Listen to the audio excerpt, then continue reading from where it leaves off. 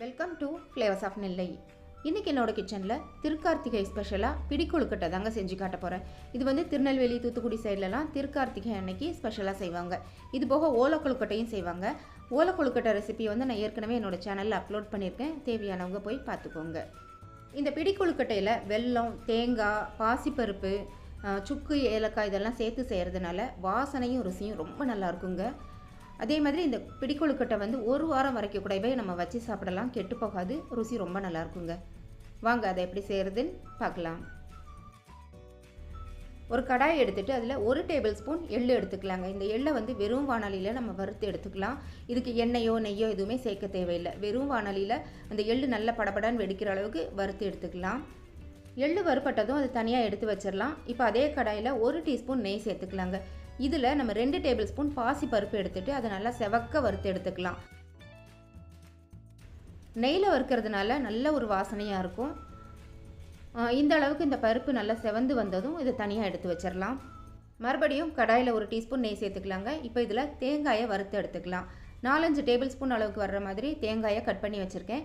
தேங்காயை இந்த மாதிரி பல்லாக கட் பண்ணி வச்சுக்கோங்க. தேங்காய் வந்து நல்லா நெய்யில் வறுப்படும் போது நல்ல ஒரு வாசனையும் ருசியும் இருக்குங்க. அதே மாதிரி நல்லா வறுத்து சேர்க்கறதுனால கொழுக்கட்டை வந்து கெட்டு போகாமல் இருக்கும். தேங்காய் வந்து இந்த மாதிரி நல்லா ப்ரௌன் கலரில், ஒரு கோல்டன் ப்ரௌன் கலரில் வர்ற வரைக்கும் நல்லா வறுத்துட்டு இதையும் தனியாக எடுத்து வச்சிடலாம். இது மாதிரி அகலமான ஒரு பாத்திரம் எடுத்துகிட்டு அதில் 2 கப் பச்சரிசி மாவு எடுத்துக்கலாம். இது வந்து ரெடிமேடாக வாங்கக்கூடிய இடியாப்ப மாவு தான் நான் எடுத்திருக்கேன். இதில் வறுத்து வச்சுருக்கிற அந்த பாசிப்பருப்பு, தேங்காய், எள்ளு இதெல்லாம் ஒன்றா சேர்த்துக்கலாம். இடியாப்ப மாவு, கொழுக்கட்டை மாவு எது வேணாலும் எடுத்துக்கலாம். பச்சரிசி ஊற வச்சு அரைச்சி செய்கிறதுலாம் ரொம்ப டைம் எடுக்கும். அந்த மாதிரி இல்லாமல் ஈஸியாக இந்த மாதிரி ரெடிமேடு மாவுலேயும் நம்ம இது செய்யலாங்க. இப்போது வாசனைக்காக கொஞ்சமாக சுக்குத்தூளும் ஏலக்காய் தூளும் சேர்த்துக்கலாம். சுக்கு சேர்க்கறதுனால வாசனையாகவும் இருக்கும், அதே சமயம் செரிமானத்துக்கும் ரொம்ப நல்லதுங்க. சுக்கு வந்து நீங்கள் பவுடராக வாங்கி சேர்க்குறத விட முழுசாக வாங்கிட்டு அப்பப்போ இடித்து சேர்த்திங்கன்னா அதோட வாசனை ரொம்ப நல்லாயிருக்கும். இப்போது இது எல்லாத்தையும் நல்லா மிக்ஸ் பண்ணி எடுத்துக்கலாம். இப்போது வெல்லம் கரைச்சி எடுத்துக்கலாங்க. அதுக்கு ஒரு பாத்திரத்தில் 2 கப் வெல்லம் எடுத்துக்கலாம். 2 கப் பச்சரிசி மாவுக்கு 2 கப் வெல்லம் எடுக்கணும். இப்போ இதில் 1/2 கப்லேருந்து 3/4 கப் அளவுக்கு தண்ணி சேர்த்துக்கோங்க.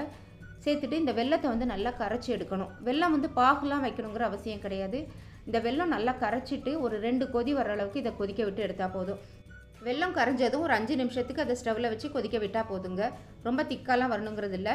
ஜஸ்ட் அந்த வெல்லத்தோட பச்சை வாசனை போகணும், அதுக்காக ஒரு 5 நிமிஷம் கொதிக்க விட்டால் போதும். வெல்லம் இந்த மாதிரி கொதித்து ரெடியானதும் சூடாக இருக்கும்போதே அரிசி மாவில் ஊற்றி கலரணும். வெல்லத்தில் வந்து தூசி மண்ணெலாம் இருக்கும், அதனால் கட்டாயம் வடிகட்டிட்டு தான் நம்ம இதை சேர்க்கணும்.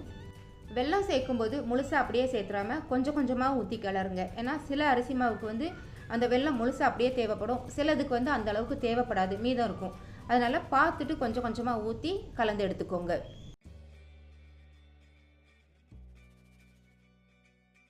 என்னோட சேனலில் பனை ஓலை கொழுக்கட்டை எப்படி செய்கிறதுங்கிற ரெசிபி அப்லோட் பண்ணியிருக்கேன். வேணுங்கிறவங்க போய் செக் பண்ணி பாருங்கள்.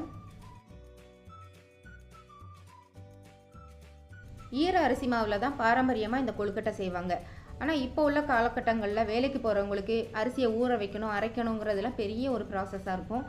அந்த மாதிரி டைமில் நம்ம இந்த மாதிரி இன்ஸ்டண்ட்டாக ரெடிமேடாக கிடைக்கக்கூடிய அரிசி மாவுலையும் இந்த கொழுக்கட்டை செய்யலாங்க. இப்போது வெள்ளைப்பாகெல்லாம் சேர்த்து நல்லா கிளறி எடுத்துட்டேன். இப்போது இந்த மாவுலேருந்து கொஞ்சமாக எடுத்துகிட்டு நல்லா இந்த மாதிரி பிடிச்சு பார்க்கணும். பிடிச்சு பார்க்கும்போது அந்த ஷேப், கொழுக்கட்டையோட ஷேப் வந்து வளையாமல் இருக்கணுங்க. அதுதான் கரெக்டான ஒரு பக்குவம். இப்போது இந்த மாவு வந்து கரெக்டான ஒரு பக்குவத்தில் இருக்குது. இதை வந்து நம்ம கொழுக்கட்டைகளாக பிடிச்சு எடுத்து வச்சிடலாம். நான் இன்றைக்கி சொல்லியிருக்கிற அளவு எல்லாமே கரெக்டாக இருக்குங்க, அதனால் கொழுக்கட்டை நல்லா வரும்.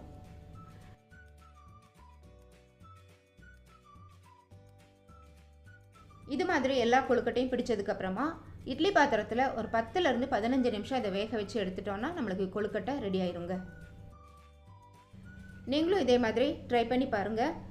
இந்த கொழுக்கட்டை வந்து ஒரு வாரம் வரைக்கும் கூட வச்சு சாப்பிட்லாங்க, ரொம்ப நல்லாயிருக்கும். அதில் வறுத்து போட்டிருக்க அந்த தேங்காய், எள்ளுலாம் நல்ல ஒரு டேஸ்ட்டு கொடுக்கும். இந்த பிடிக்கொழுக்கட்டை ரெசிபி உங்களுக்கு பிடிச்சிருந்தா மறக்காமல் உங்களோட லைக்ஸ், கமெண்ட்ஸ் எனக்கு கொடுங்க.